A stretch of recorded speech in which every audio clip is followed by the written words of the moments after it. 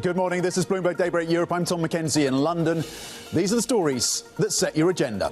California's governor calls for National Guard troops to be returned to his control as LA is rocked by a third day of anti-deportation protests. Stocks gain in Asia ahead of trade talks between the US and China. On the agenda, tariffs, tech restrictions and access to rare earth minerals. Plus, London Tech Week kicks off with the UK's Prime Minister appearing alongside Nvidia CEO as the government looks to put AI at the heart of its growth agenda.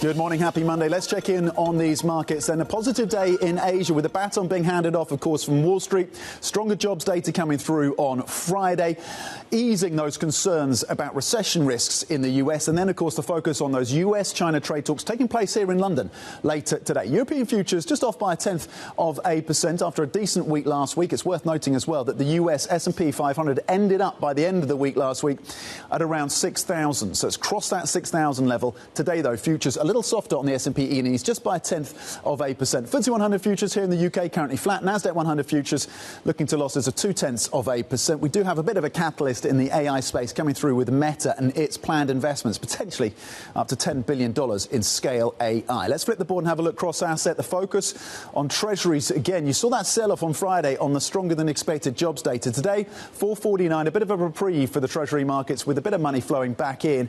Yields currently down 1 basis point on the 10-year. We look ahead to the 30-year later this week, which could be a crucial test of appetite for the long end. Euro-dollar at 114. Brent a little softer by 0.1%. And gold, the yellow metal, largely unchanged at 3,310. Now, tensions in Los Angeles escalated over the weekend amid protests sparked by sweeping US immigration raids, with fresh clashes between law enforcement and demonstrators. President Trump and California's Governor Gavin Newsom are trading barbs over Trump's deployment of the National Guard. Newsom calling the action, quote, a serious breach and demanding that Trump rescind the order. President Trump defending the move.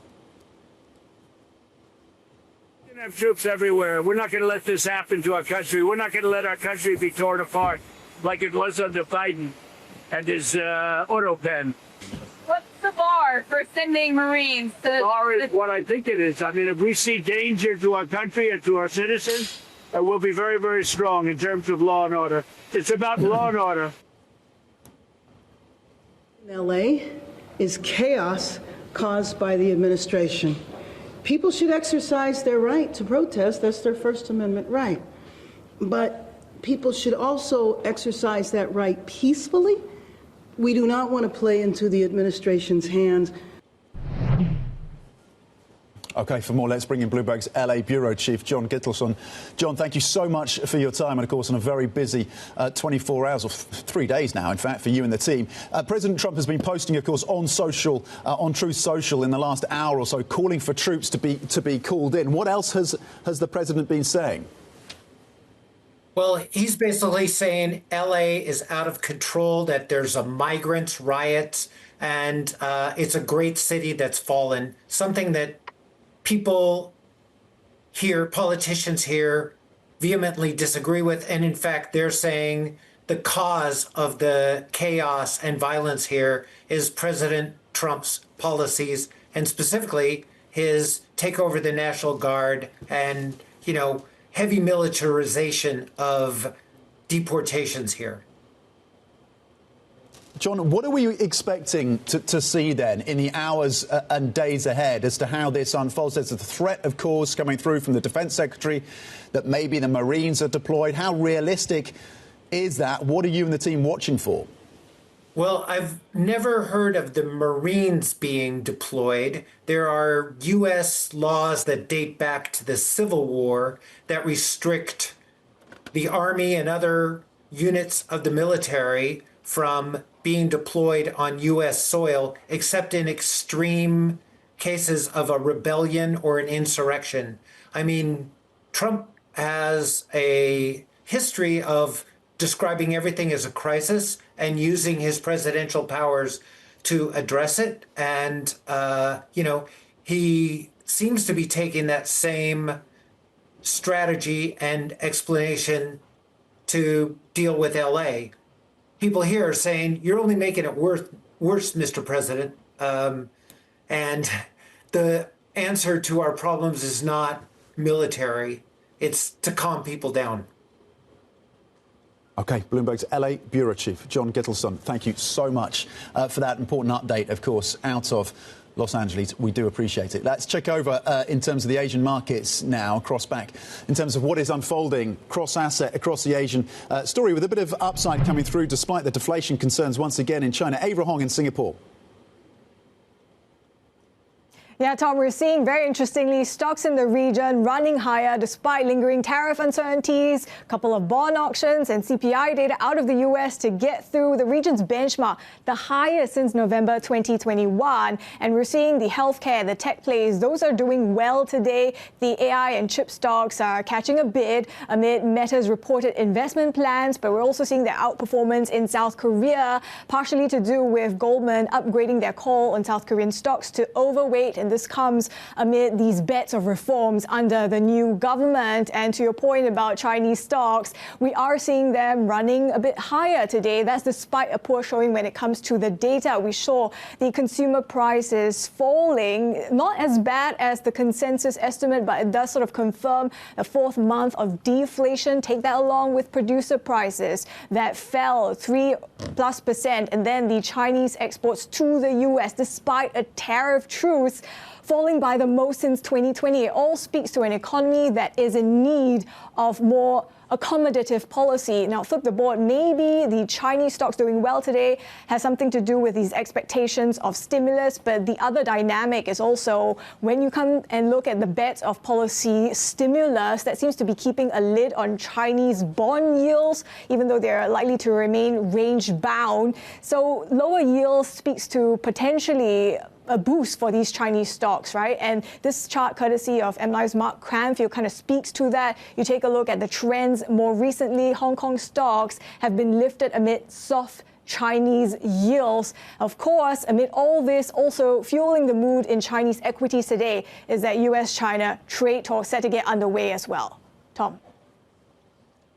Huang in Singapore with a check on the Asian markets, talking, of course, about those trade talks. And we'll get more details now because, as Avril was saying, top trade negotiations from the US and China are set for those talks in London later today, aimed at diffusing tensions over Beijing's rare earth export restrictions. The Trump administration wants to restore the flow of critical minerals, crucial for everything from cell phones and EVs to military systems. Those exports of critical minerals have been getting released at a rate that is, higher than it was, but not as high as we believe we agreed to in Geneva. And President Trump, being a deal maker, talked with President Xi, and he said, let's take, our senior guys and the people who are the same level as you, let's have them meet somewhere, and let's get these things cleared up, and then we'll clear up what you don't like that we've agreed to release on our side. OK, for more, let's bring in Bloomberg's Katia Dimitrieva. And Katia, you, of course, were watching the talks in Geneva very closely. There was a lot of market optimism on the back of those conversations, and then it all very quickly fell apart. What are you watching for in these talks here in London? Yes, as these things go with China and the U.S., I mean, there does seem to be a lot more optimism for the talks that start today in London. Just because of the phone call that finally happened last week between President Xi and President Trump. That was a long time we were waiting for that to happen. And so it really depends right now what kind of temporary deal they can make. I mean, we're not looking for a kind of a big, shiny deal from these discussions. It will probably be something a bit more temporary. But there are these two main sticking points. And the ones for the U.S. would be the critical minerals. Ones for China would be just removing all tariffs entirely. Now, the teams are really important, too. It's not going to be the presidents meeting together, the two world leaders. It's going to be their trade delegations. And so from the U.S. side, the inclusion of Lutnick is actually could help China here negotiate some of those key lifting of high-tech restrictions that they have put on against China, as well as some of the other things they're looking for in terms of the design and chemical tariffs that have been put in place. So, optimism is high, but the markets are still not necessarily buying in. And I think they're fair to, because it's been a long time to get here, and it's still kind of a long road ahead. Katia, on that point, should we expect that this is going to be sector by sector in terms of the attempts to reset relations rather than building the foundations for a broader-based deal, or is it a move towards that, given that those tariff rates are in place? They've got until August to negotiate them lower. And clearly this is a key issue for China right now, is reducing those tariffs from the levels that they're already at. Yeah, I think at this point, we're really waiting for any positive news out of this discussion. It could be another temporary deal. It could be, we're still in this 90-day period, right? That's something that we often forget in the day-to-day movement. But the tariffs do go higher at the end of that 90 days, even though there has been some action in the courts in the U.S.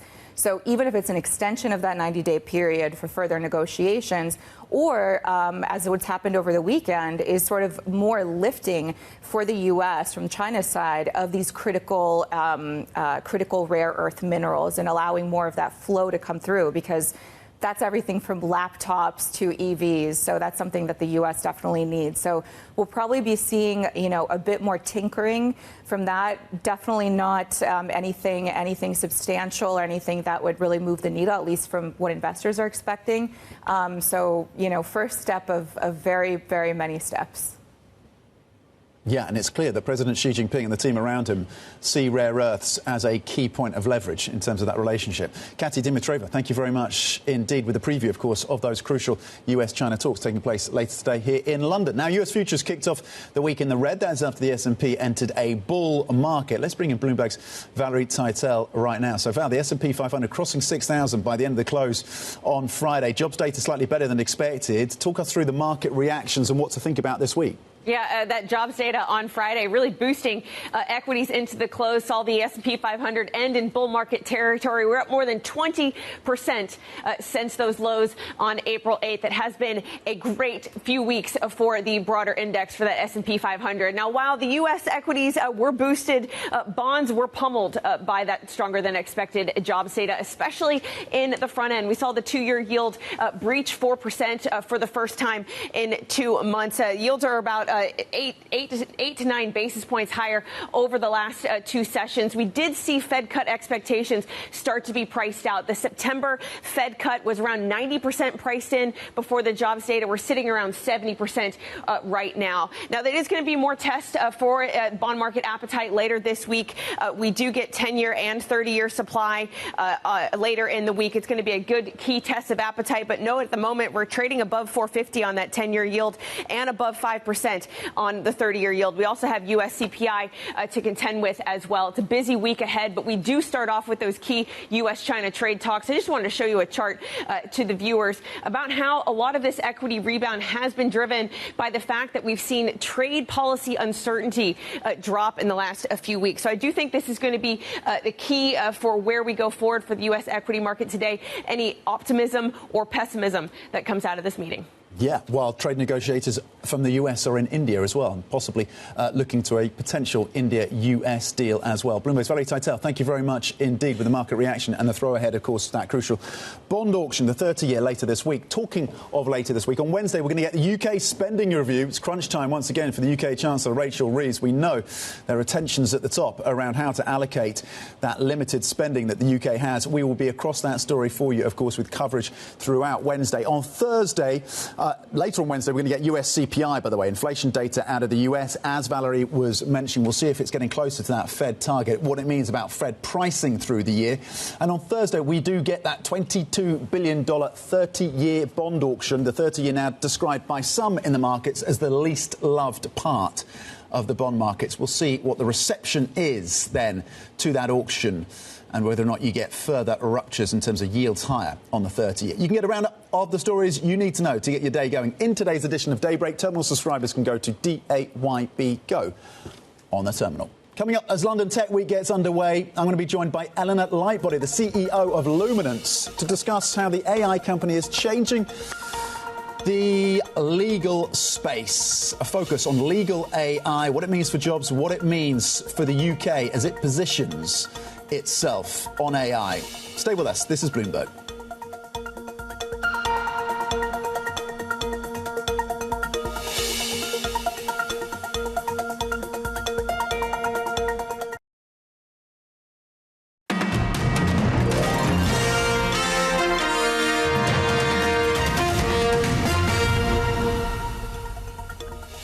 Welcome back. UK Prime Minister Keir Starmer is set to appear alongside Nvidia co-founder Jensen Huang at London Tech Week.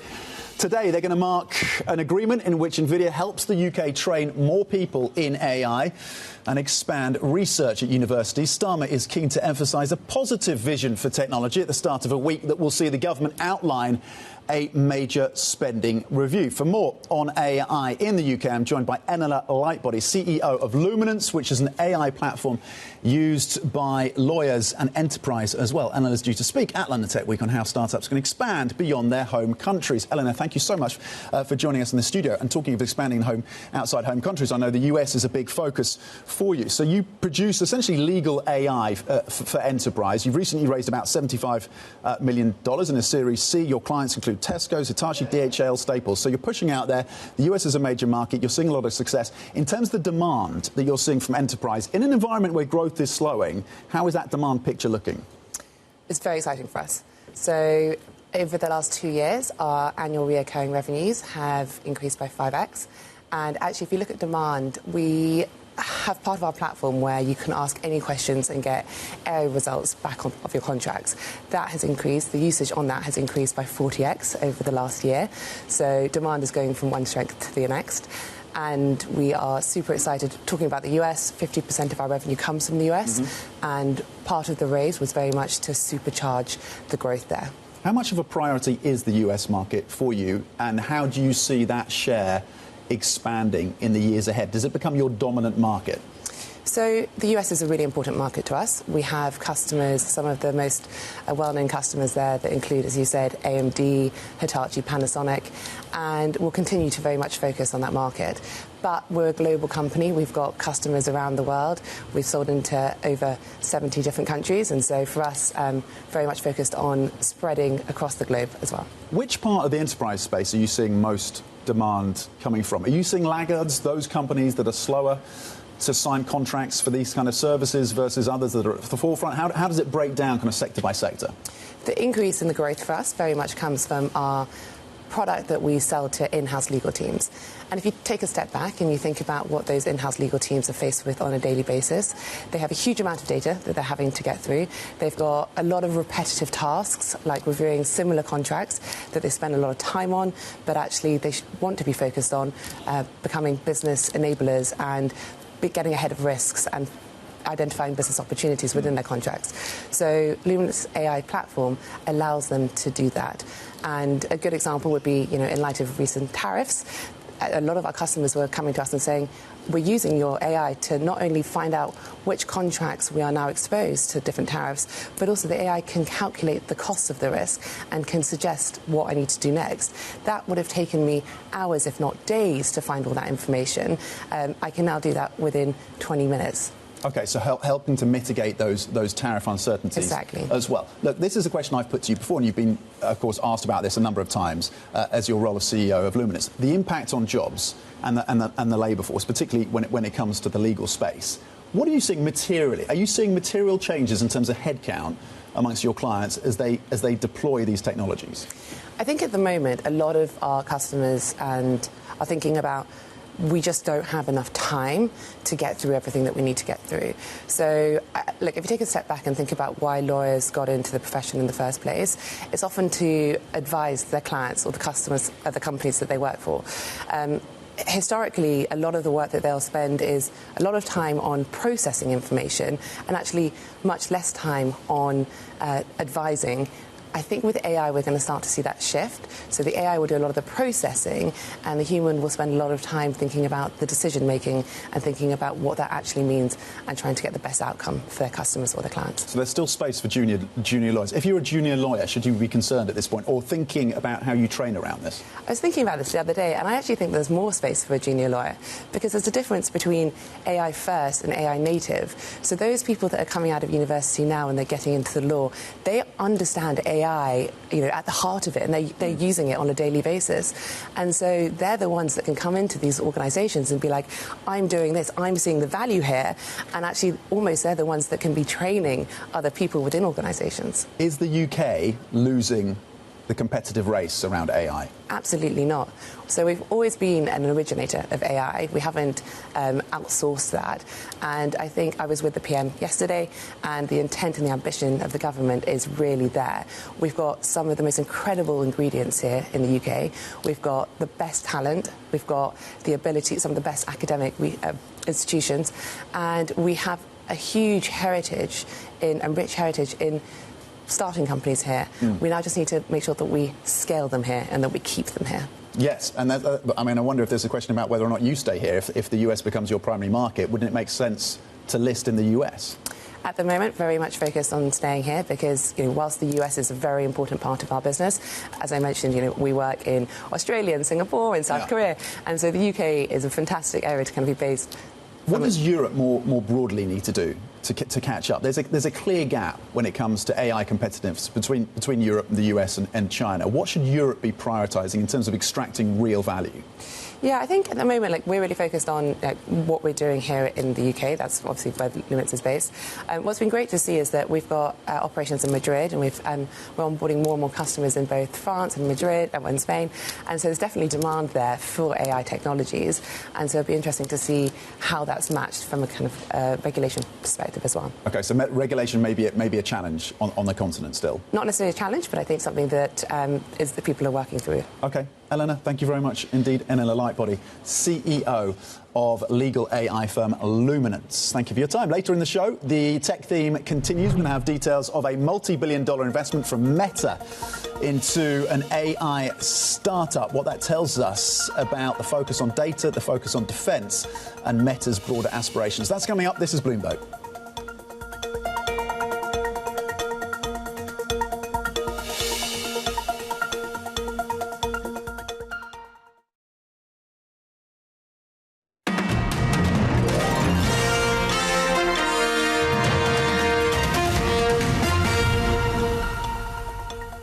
Welcome back to Bloomberg Daybreak Europe. Now, Ukraine has rejected Moscow's claim that Russian ground troops have entered the central region of the Dnipro for the first time. It's one of Ukraine's most populated and industrialized areas. Russia's ground war has picked up speed again, with units nearing a regional capital in Ukraine's northeast. Prospects for a US-brokered ceasefire remain elusive, although a prisoner swap appears on track to happen this week.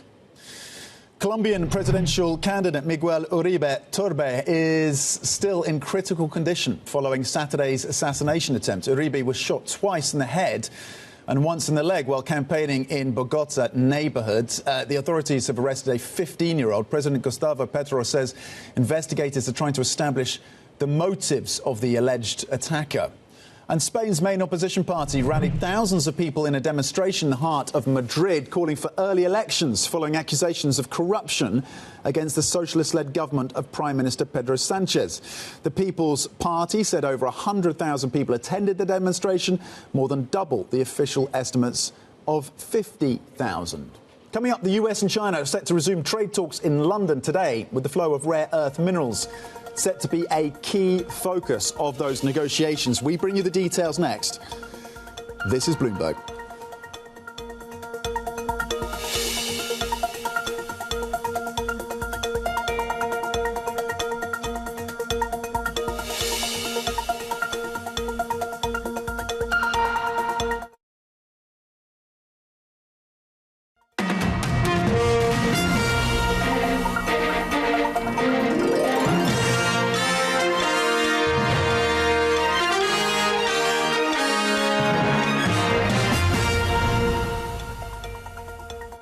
Good morning. This is Bloomberg Daybreak Europe. I'm Tom McKenzie in London. These are the stories that set your agenda. Stocks gain in Asia ahead of trade talks between the US and China.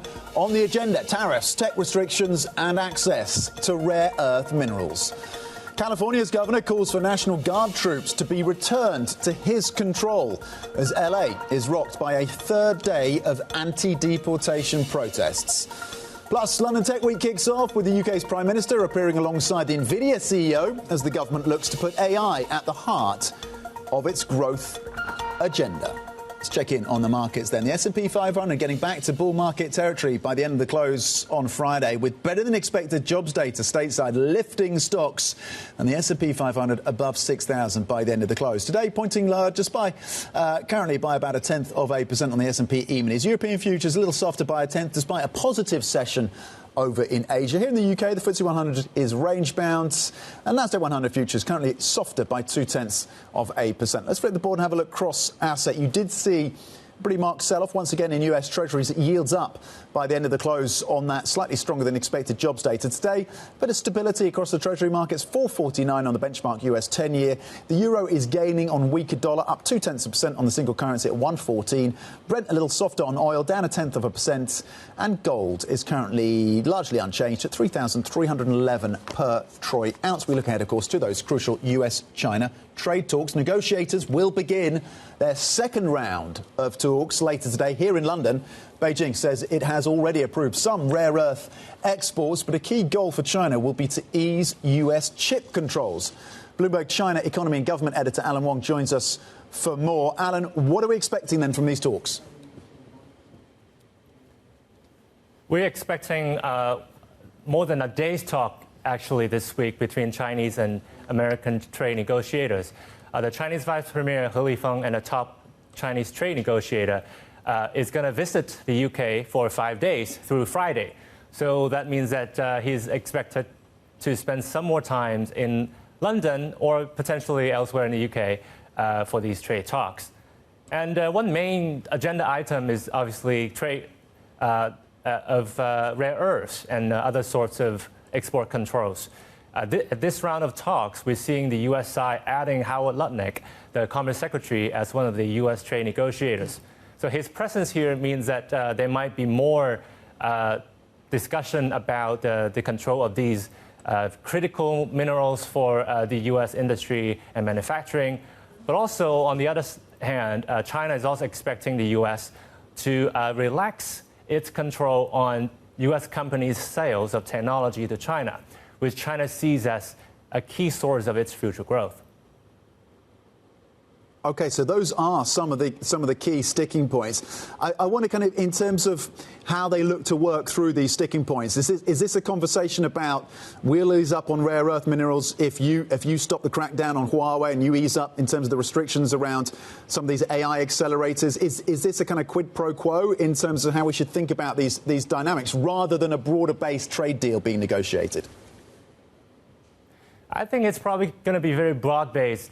Just before rare earths stood out as a sticking point in the negotiations, don't forget that there were a ton of other issues that the U.S. and China wanted to talk about and iron out. And that includes what the U.S. sees as unfair trade practices in China and the massive trade deficits that it has with China. And we're just seeing earlier in data today that China's export to the U.S. fell dramatically in May, but its export to other countries rose. So if the tariffs on China's imports decrease, would we once again see an increase in export to the U.S., and that might be a problem to Trump's trade agenda. And the other thing is that Trump has threatened to aggressively revoke Chinese students' visas in the United States. So after President Xi Jinping and Trump talked on the phone last week, Trump did have some warm words for Chinese students, but there haven't been any concrete measures to undo some of those policies. So these two are just some of the sticking points that the U.S. and China trade negotiators have to hash out over the coming days. OK, and as you say, we'll watch for the rhetoric, but also what is put into place in terms of concrete measures, if there are any. China reporter Alan Huang, thank you very much indeed. He's setting us up with that preview of those really central US-China trade talks, at least for the markets, taking place in London later today. Now, some other stories making the news this Monday. The group behind a humanitarian aid ship heading for Gaza says it's been boarded by the Israeli military. AFP quotes Israel's foreign ministry as saying the boat has been redirected to Israel. The Freedom Flotilla coalition vessel is carrying activists, including Sweden's Greta Thunberg. The group had attempted to reach Gaza last month when it said its ship was disabled by a drone strike. And Bloomberg has learned that Portuguese lender Novo Banco has attracted 2 bids in its sale by US private equity firm Lone Star. We understand that French banking group BPCE and CaixaBank of Spain have expressed interest, with Lone Star also still considering the option of an IPO. And Bloomberg's been told that TikTok owner ByteDance is replacing US-hired staff in Seattle with managers connected to China after sales on its e-commerce platform fell short in America. Sources say TikTok's shop had to scrap a goal of increasing its US business tenfold last year to $17.5 billion. We're told more than 100 employees have left or been fired amid confusion over leadership.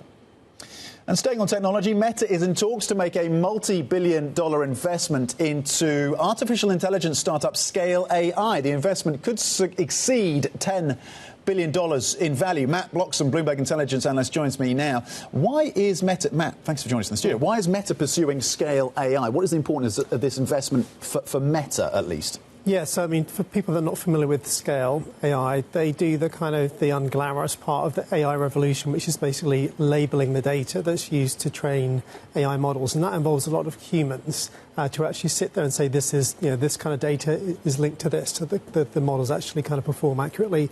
And that business has got increasingly complex over time. So now, rather than just basic data labeling, they're employing PhDs to kind of set more challenging tests for these AI models. So it's getting an increasingly important part of the AI ecosystem as these large language models move from being kind of basic general purpose tools to much more specific, highly advanced tools. And Meta wants to make sure that it's in a really strong position as that evolution takes place. So I think that's kind of why they're upping this investment. Kind of got a lot of parallels to Microsoft investing in OpenAI not so long ago. So it's kind of making sure for Meta that they're in a really strong position as the technology evolves. And there's a lot going on into defence work, both Scale and Meta are involved in defence. They've done some collaborations there, so I think it could be quite important for that aspect too. Yeah, and both OpenAI and Scale AI starting at about the same time. And they were both, Alexander Wang, the head of Scale AI, was at one point a roommate, it seems, of Sam Altman. So they have close ties as well. So that parallel certainly holds, doesn't it, Matt? And look, I know you and the team are going to be scrutinising what takes place around Apple and its developers conference, the annual mega event, really, for Apple. Where is your lens going to be? So I think the big thing people are focusing on are 2 things. 1, the new operating system update, and 2, what they say about AI. And I think more of the attention is going to be about the operating system update. We should be going into OS 19, but it's going to be relabeled OS 26, essentially the kind of year that it kind of relates to. And it's going to be a really substantial change to the operating system. So we're all going to be having to relearn how to use our Apple iPhones. And I think, given that the hardware isn't evolving much, this big OS update is another way for Apple to kind of draw more people in, encourage them to upgrade their phones to get full advantage of that operating system. So everything about the look and feel and the way you interact with your phone is going to change quite significantly. Obviously, people are going to look at what they say about AI. I don't think there's going to be huge developments there. Probably the most significant thing is that they're going to open up their foundation models to third-party developers, and that will help to kind of boost the AI-related app ecosystem on the Apple platform. It also has parallels to what Meta's always done, which has always been an open-source foundation model. So maybe shifting in that direction too for Apple. So I think that's going to be the most significant AI thing. How concerned do you think Apple will be, executives of Apple, about the partnership, the tie-up between Johnny Ive, formerly, of course, one of the co-creators of the iPhone, with OpenAI and Sam Altman? How potentially disruptive could that be for Apple, if not now, then in the years ahead? Yeah, I mean, they have to take it incredibly seriously, given Johnny Ive's pedigree and his knowledge of Apple. I think they'll be fairly confident that their scale means that they can continue to invest huge amounts more in R&D. But it only takes one great idea from somebody to kind of really completely revolutionise an industry. So I think, as ever, companies like Apple and Meta just have to be continually scouring the market. And if they're not developing internally, eventually kind of buy something to kind of give them a kind of kickstart.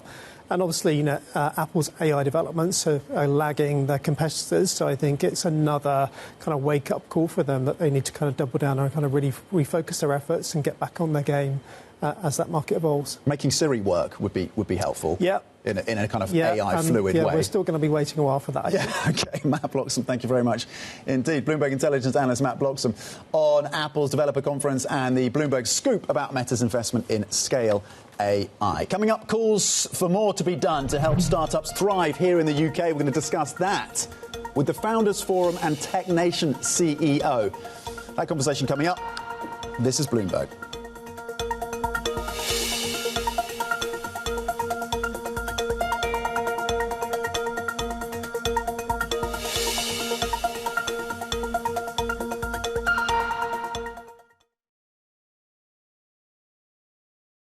Tech is integrated into every aspect of our lives, from finance to defence, AI to entertainment, and from the road to the stars. Bloomberg brings you the latest stories from the people and companies pushing the tech sector to new frontiers and the politics that shape global tech markets. I'm Tom McKenzie in London. Watch the new Bloomberg Tech Europe. Premieres June 13th, only on Bloomberg Television.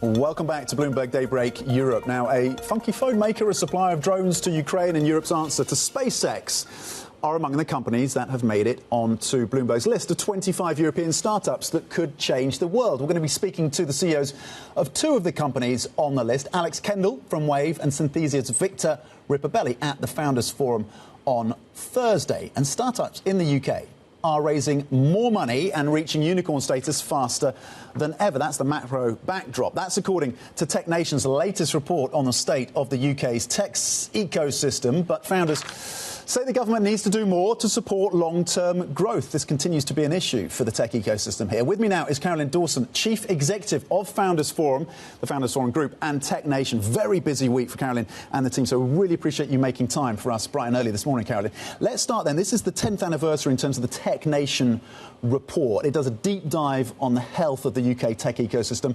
What is that right now? Where do things stand? So we have a lot to celebrate, and you're right, it's a massive week. London Tech Week, Founders Forum, the Tech Nation report, all going on, spending review. The headlines really, and this is surveying across the 1,000 founders, is that we've got very good positive signs. We've got a market sector worth over $1.2 trillion. Founders have raised over $7 billion in the first half, which is the best it's been now for 3 years.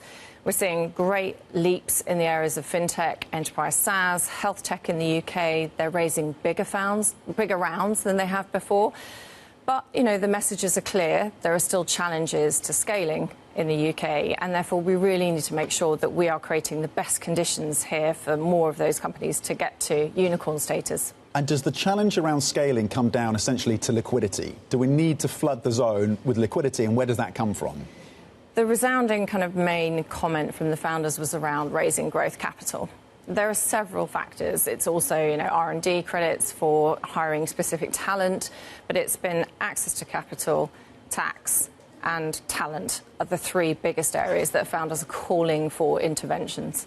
Do you have any sense, in terms of your connections with the UK government, when you have meetings with ministers, that they are listening to these concerns around tax, around talent, and around making sure there's liquidity is there, that scale funding and the accessibility to it is there? How awake are they to these issues? No, I think very awake. You can see in the forward, Peter Carl acknowledges that we need to do more to make sure that the UK is a company that, is a country where companies do want to stay and scale. I think also we've seen a few announcements around the pension reform, Yep. and that's going to be a critical factor.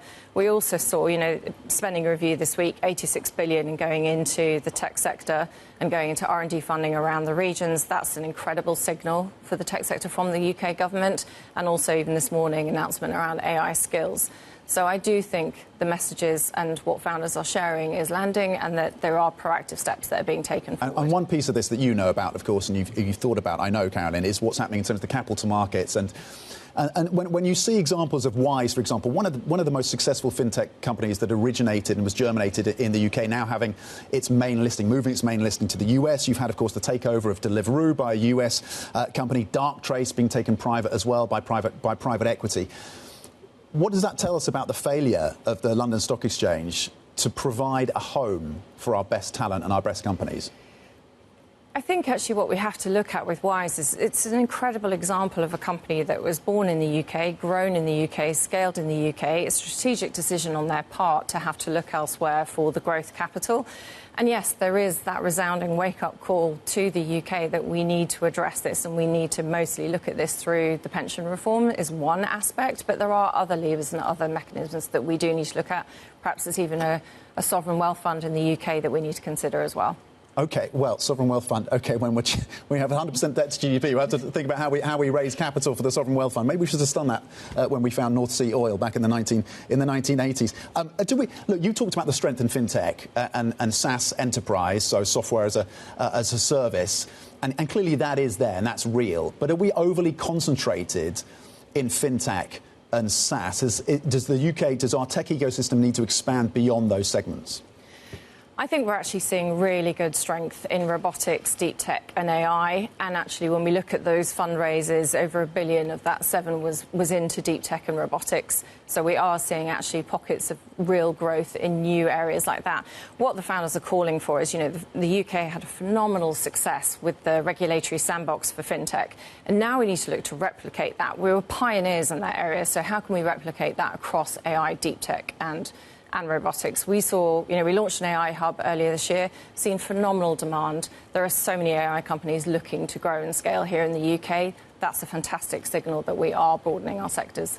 The time frame between founding a business, not just in the UK, but in Europe as well, and partly in the US, between founding and the startup time and actually exiting has expanded. So it's taking much longer for these companies to found and then exit. What does that mean in terms of the liquidity squeeze for some of these businesses? What is the impact of that longer time frame?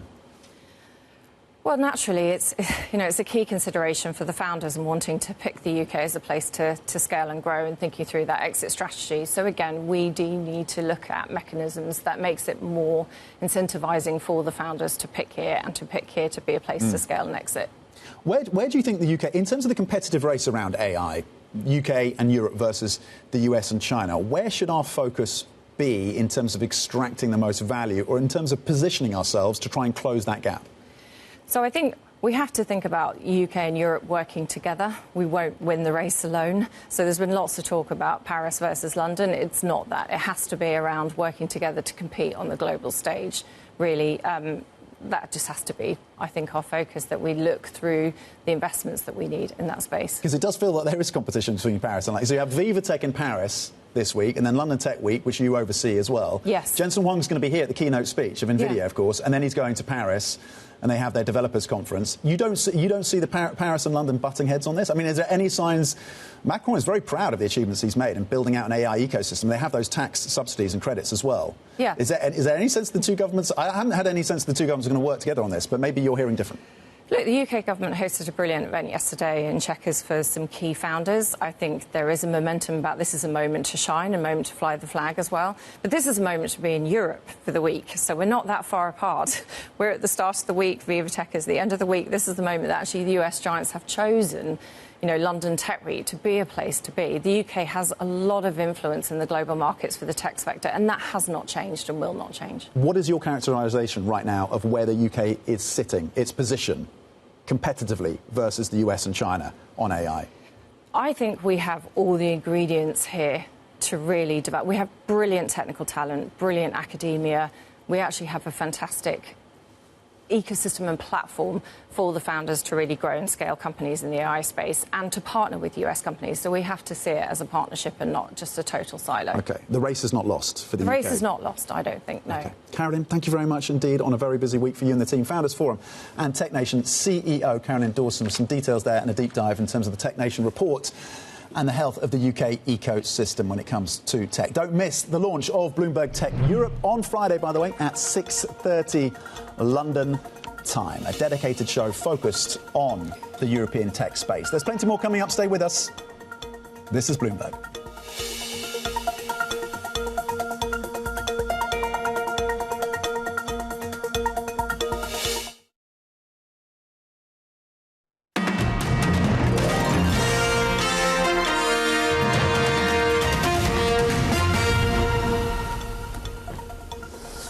Welcome back to Bloomberg Daybreak Europe. So we're going to be focused on the inflation story out of the US later this week. We had the non-farm payrolls, of course, on Friday, coming in slightly stronger than expected. Unemployment remaining at 4.2%, wages up, and you saw a sell-off in the Treasury markets as a result of that, with yields up on that story. On a 3-month annualized basis, CPI in the US, inflation in the US actually back below 2%. So as we look for that tariff impact, it's not coming through, at least on a 3-month annualized basis. We're still early in that story, of course, in terms of prices up on these constrained supply chains.